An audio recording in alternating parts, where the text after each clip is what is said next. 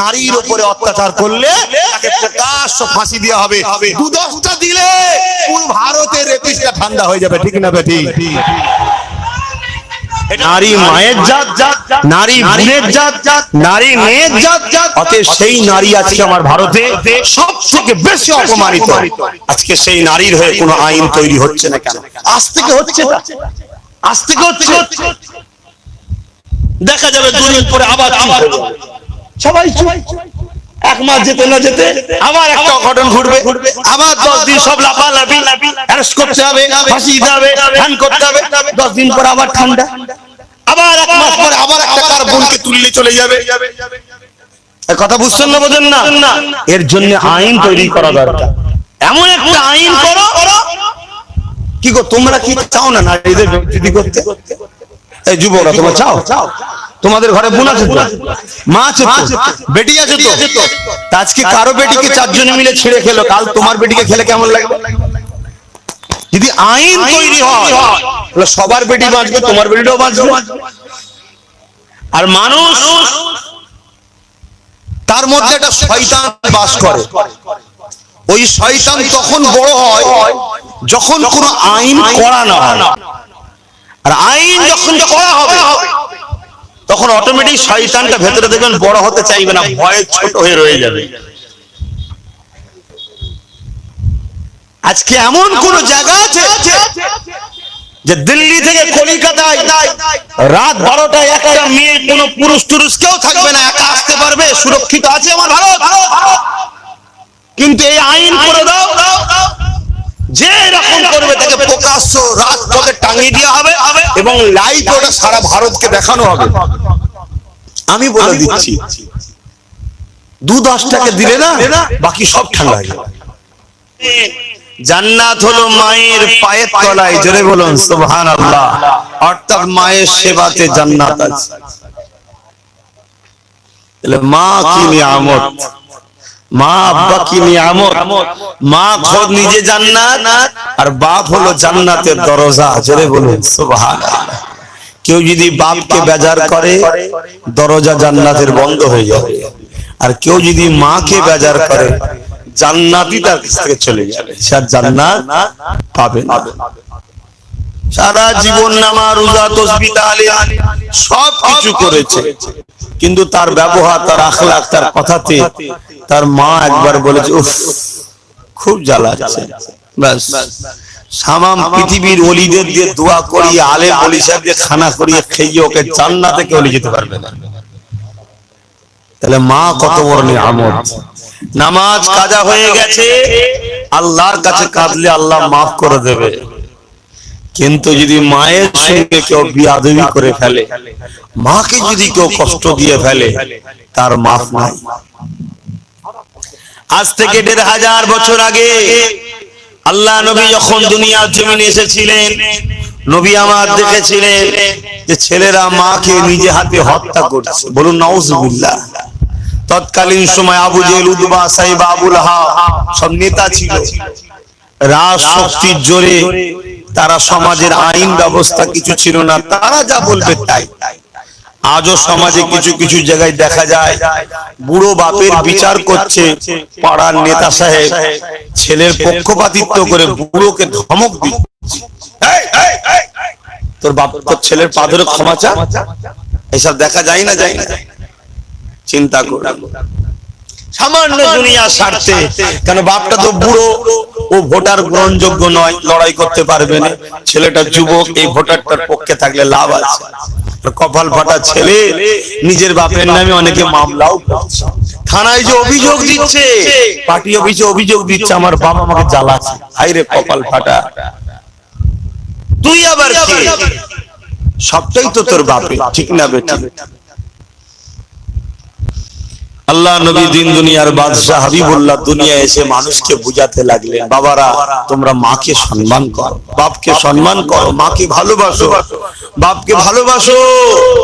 এলাকার লোকেরা একটা দুটো তীরে করে আমার রাসূলুল্লাহর কথা শুনছে। তাদের মধ্যে থেকে একটা যুবক ছেলে, যেনার নাম হচ্ছে হযরতে আবু হুরায়রা, অর্থাৎ বিড়াল ছানার বাপ। আবু হুরায়রা মানে বিড়াল ছানার বাপ। তিনিও আমার রাসূলুল্লাহর কথা শুনে ইসলাম কবুল করেছে, কিন্তু তিনার আম্মা তিনি কিন্তু ইসলাম কবুল করেনি। প্রতিদিন হযরতে আবু হুরায়রা রাদিয়াল্লাহু তাআলা আমার রাসূলুল্লাহ দরবারে আসে, নবীর দরবারে বসে হক নসিহত শুনে, আল্লাহর কথা শুনে, দুনিয়াবি চলার পথের রাস্তা শেখে। ঠিক এমন সময়তে একদিন ওনার মা জিজ্ঞেস করলে, বাবা তুমি রোজ কোথায় যাও? আল্লাহ নবী বলেছেন মিথ্যা কথা বলা গুনাহ, ঠিক না বেটি? মিথ্যা কথা বলতে পারলো না, বললেন আমি মুহাম্মদ রাসূলের কাছে যাই। মা শুনে রেগে গেলেন, বাবা তুমি মুহাম্মাদের কাছে আর যাবে না। হযরত আবু হুরায়রা পরের দিন আবার এসেছে, মাকে আবার যে তোমাকে বারণ করলাম। পরের দিনে এসে হুজুরের মনটা বড় খারাপ, আবু হুরায়রা চুপ করে বসে আছে। আল্লাহ রাসূল বলছে কি হয়েছে তোমার? হুজুর আমার মা আমাকে বকেছে, আমার মামাকে রাগ করেছে, আপনার কাছে আসতে বারণ করেছে। আল্লাহ রাসূল কি বলেছিলেন? তুমি কি তোমার মায়ের বিচার আমার কাছে দিচ্ছ? শুনেন, আল্লাহ রাসূলের সাহাবী হযরত আবু হুরায়রা বলেছিলেন, জি না ইয়া রাসূলুল্লাহ, আমি মায়ের বিচার দিচ্ছি না। আপনি বলেছেন যে মাকে ভালোবাসেন, আছে আমি নবী আমার কেউ নয়, আমি মাকেও ছাড়বো না, আপনাকেও ছাড়বো না, কেন আপনি আমার ঈমান সাহস করি। আপনি যদি দোয়া করেন আমার মাও ঈমানের কলেমা পড়ে নেবে, জোরে বলুন সুবহানাল্লাহ। হুজুর তাহলে সমস্যা মিটে যাবে, আপনি দোয়া করে দেন। আল্লাহ নবীর চোখ দিয়ে পানি এসে গেল, নবী আমার হাত তুলেছেন, আসমানের দিকে হাত তুলেছেন সৃষ্টিকর্তার কাছে। আর আবু হুরায়রা ছুটতে লেগেছেন, যুবক ছেলে, পাড়া প্রতিবেশী সবাই দেখে অবাক, কি ব্যাপার আবু হুরায়রা ছুটছে কেন? উনি খুব ভদ্র শান্ত ছেলে ছিলেন ছোটবেলা থেকে, ছুটছে কেন? আবু হুরায়রার মনের নিয়তটা কি ছিল? সাহাবারা পরে জিজ্ঞাসা করেছিলেন তুমি ছুটলে কেন? হযরত আবু হুরায়রা বলেছিলেন যে আমি দেখতে চেয়েছিলাম আমি আগে মায়ের কাছে পৌঁছাই, না আমার রাসূলুল্লাহ দোয়াটা আল্লাহর আরশে আগে কবুল হয়, জোরে বলুন সুবহানাল্লাহ।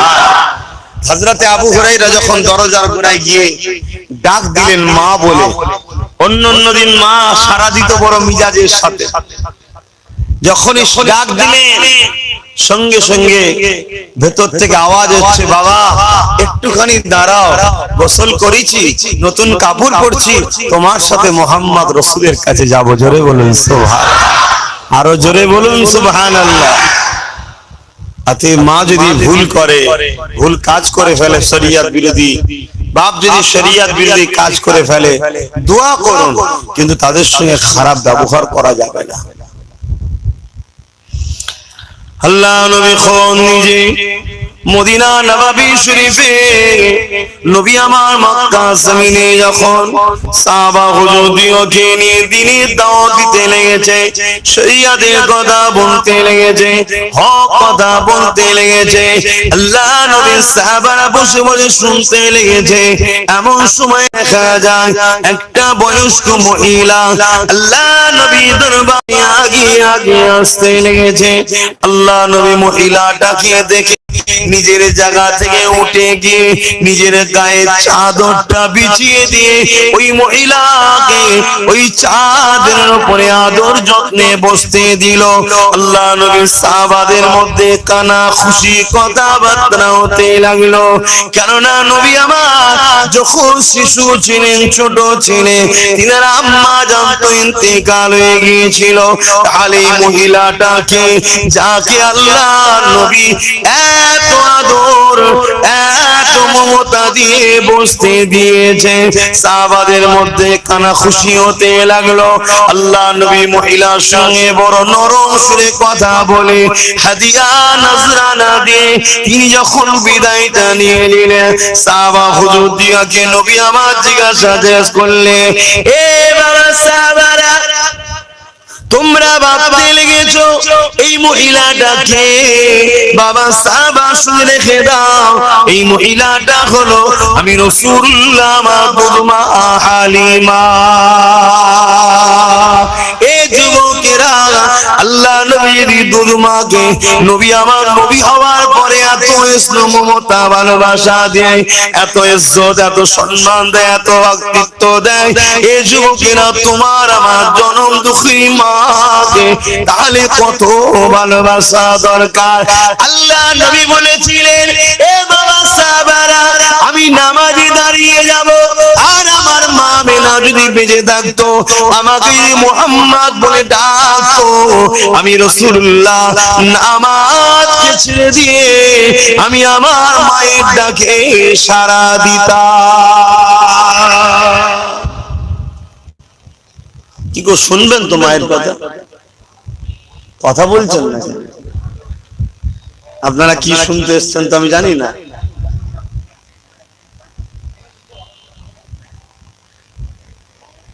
ভাই আল্লাহর রাস্তে ভাই দাঁড়িয়ে না থেকোনি ভাই, বসার জায়গা আছে বসো না ভাই, এখানে থাকলে কথা হবে, আলোচনা করতে অসুবিধা। হ্যাঁ সফি বসো।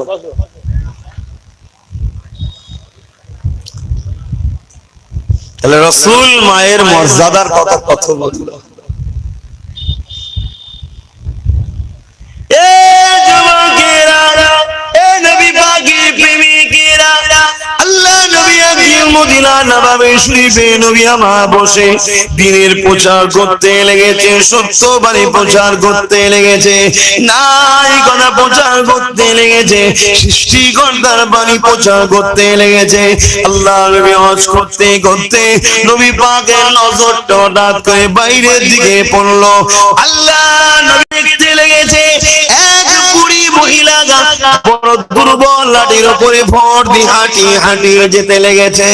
আল্লাহ নবী আফসোস করে বলতে লাগলো, আরে এই কমজোরি মহিলাটা কেন বেরোলো? এই বয়সে একা কেন বেরিয়েছে? এনার সাথে কি না সন্তান আত্মীয় স্বজন কেউ বেরোবার প্রয়োজন মনে করলো না? এই দুর্বল শরীরে একা বেরিয়েছে। আল্লাহ নবী এইভাবে আফসোস করে আল্লাহ নবীর মজলিসে যারা বসেছিল তাদের মধ্যে দিয়ে একটা যুবক ছেলে দাঁড়িয়ে গেল। ওই যুবক ছেলেটা দাঁড়িয়ে গিয়ে বলতে লাগলো, ইয়া রাসূলুল্লাহ হাবিবাল্লাহ, ওই মহিলাটা হলো আমার আম্মা জান। আল্লাহ নবী ওই যুবকটার মুখের দিকে তাকিয়ে নবী আমার আফসোস করে বলতে লাগে, এ বাবা ছেলে রে, তোমার মায়া তো কমজোর, তোমার মায়া তো দুর্বল, তোমার মায়া তো বৃদ্ধা হয়েছে। মাকে না দেখাশোনা করে আমি রাসূলুল্লাহ আমার দরবারে এসে কেন বসে আছো? ওই সময় ছেলেটা বলেছিল, ইয়া রাসূলুল্লাহ হাবিবাল্লাহ, আমার মা আল্লাহকে মানে না, আমার মা লাত উজ্জা হুবল দেব দেবীর উপাসনা করে। আল্লাহ নবী বলেছিলেন, তোমার মা আল্লাহকে মানে কি মানে না, তোমার মা আল্লাহর কাছে জবাব দেবে।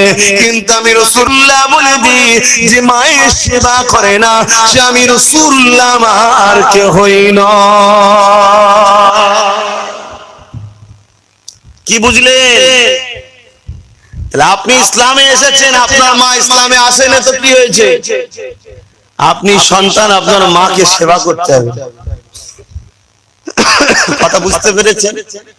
তাহলে আপনার মাও ইসলামে, আপনিও ইসলামে, তাহলে আপনাকে কত সেবা করতে হবে?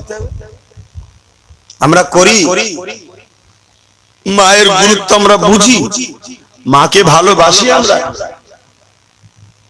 এই আমার যুবকেরা, সামান্য দুদিনের দুনিয়ায় পড়ে লেপিয়ে কোনো লাভ নেই। কালকেই মরে যাব না কোনো গ্যারান্টি নেই। কি কবরে যে জবাব দেবো আমরা? আমরা তো বিশ্বাস করি আখিরাত বলে একটা জায়গা আছে, সেখানে আমাদের হিসাব হবে, বিশ্বাস করি তো নাকি? তাহলে আল্লাহ নবী সাহাবাগুলোকে বারবার বলতেন, ও বাবা সাহাবারা, ময়দানে মাশরের জন্য বেশি বেশি করে কাঁদবে। দুনিয়ার বিচার তো প্রকৃত বিচার নয়, দুনিয়ার ন্যায় তো প্রকৃত ন্যায় পাওয়া যায় না। দুনিয়ার কোর্ট কাছারিতে প্রকৃত বিচার ঠিক মতো নাও হতে পারে।